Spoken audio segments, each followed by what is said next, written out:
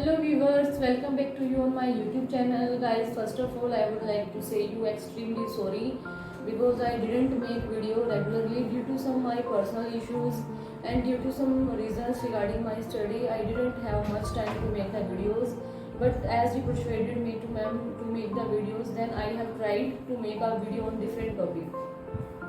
Guys कुछ students मेरे से पूछ भी रहे थे मैम अभी आप करंटली कहाँ पे वर्क कर रहे हो, एकेडमी कहाँ पे आपकी। सो गाइज मैं आपकी नॉलेज के लिए बता देना चाहती हूँ, currently I am working the TSA academy, the success academy and which is located in Panipat near Prem hospital and in Vishnu Swaroop colony near RAPG college. And if you want to ask anything, if you have any query regarding your English language, regarding your PGT, DGT English exam and regarding your IELTS exam guys, then you can visit there and you can clear your all doubts and all queries. So ज़्यादा time waste न करते हुए मैं आपको topic के बारे में थोड़ा डिस्कस करने जा रही हूँ. गाइस हम बात करेंगे आज ईडियम और फ्रेजेस की. देखो ईडियम्स और phrases also most important part of our English language and these are used very much in our speaking as well as writing. देखो गाइस हम ईडियम और फ्रेजेस क्यों यूज़ करते हैं और इनकी इम्पोर्टेंस क्या है. देखो ईडियम्स और फ्रेजेस हम यूज़ करते हैं अपनी राइटिंग और स्पीकिंग में, वो हमारी जो राइटिंग और स्पीकिंग है उसकी ब्यूटी को एनहेंस करते हैं. ठीक है, उसको बिल्कुल ब्यूटीफुल स्ट्रक्चर देते हैं और एक डिफरेंट सेंस देते हैं और हमारी जो राइटिंग है उसको वो हमारी राइटिंग निखर के आती है during using the idioms and phrases. So guys ज़्यादा टाइम आपका न लॉस करते हुए आज हम टुडे अभी बात करेंगे सम ईडियम्स एंड फ्रेजेस की, बिकॉज आज मैंने कुछ सिलेक्टेड ईडियम्स एंड फ्रेजेस लिए हैं जो आपकी राइटिंग में एंड स्पीकिंग में काफ़ी यूजफुल होंगे. देखो गाइज फर्स्ट आपका ईडियम है to look the blank. To look the blank means when we feel blank mind, when we never think anything. Okay, when we are not able to think anything quickly. जब हम कोई भी चीज़ सोचने के capable नहीं रहते. बोलते ना कि when teacher asks the question our mind is blank, मतलब माइंड ब्लैंक हो जाना. जब कई बार बच्चे स्टेज पे जाते हैं तो उनके माइंड भी ब्लैंक हो जाते हैं और जब टीचर क्वेश्चन पुट करती है देन तब भी हमारे माइंड एकदम से ब्लैंक हो जाते हैं. तो इसके लिए हम यूज करेंगे to look the blank means when my teacher asked the question on that time my mind looked very blank. Okay, next है bear in mind. bear in mind means to keep in mind, अपने mind में चीजों को रखना. ठीक है, to keep in mind.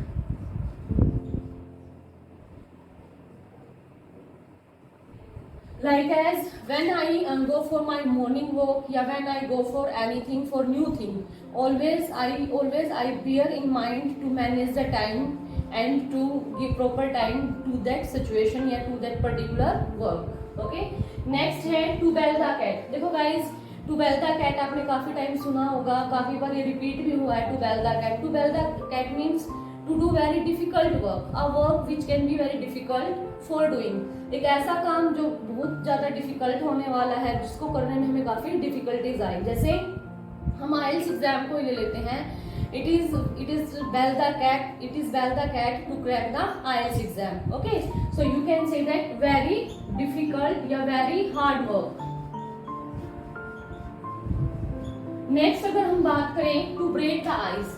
To break the ice when we break the silence, जब हम अपनी साइलेंस को तोड़ दें, जब हम कुछ अपना आर्ग्यूमेंट करें. When we explain whatever which is in our mind, जो चीज हमारे माइंड में जो चीजें हैं अगर हम उसको एक्सप्लेन करें, किसी चीज को अपने तक सीमित न रखें, then we can say that to break the ice. Sentence आप देख लो कैसे बनेगा. When I dispute with my sister, with my brother and in front of my parents I always break the ice, कि मैं पेरेंट्स के सामने अपनी चुप्पी तोड़ देता हूँ.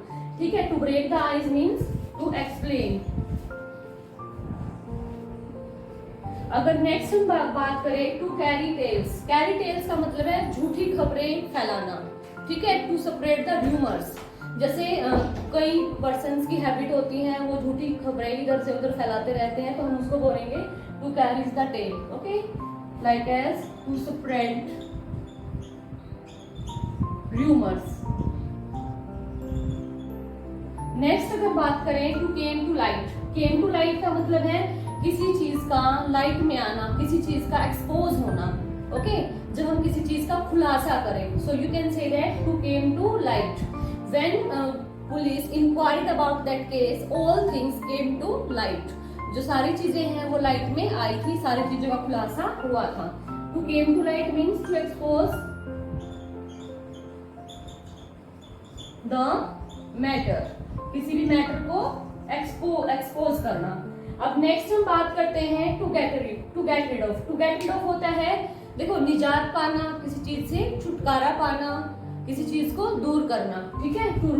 To remove anything, you can say that to get rid of, like as I want to get rid of from my daily routine, I want to get rid of stress, depression, whatever, okay। अगर next हम बात करें lead to astray, देखो guys, lead का मतलब है की ओर ले जाना, एस्ट्रे का मतलब है बैड कंपनी की तरफ ले जाना, okay. Like as you can say that this person is leading to your brother astray, okay. To show, you can say that misguide, to misguide anyone। So guys, I think that's enough for today। मैं एक बार फिर repeat कर देती हूँ। to look blank, blank means to look बिल्कुल clear, जब हमारा mind बिल्कुल क्लियर हो जाए। टू बियर इन माइंड, दिमाग में चीजों को रखना, याद रखना। To bell the cat, very hard work. To break the ice, to explain the things. To carry tales means to spread rumours, झूठी खबरें फैलाना। To came to light, to expose anything, to expose any matter. Then to get rid of, to remove anything, and to lead astray, to misguide anyone, bad company, you can say that। So that's enough for today, and thank you, have a nice day।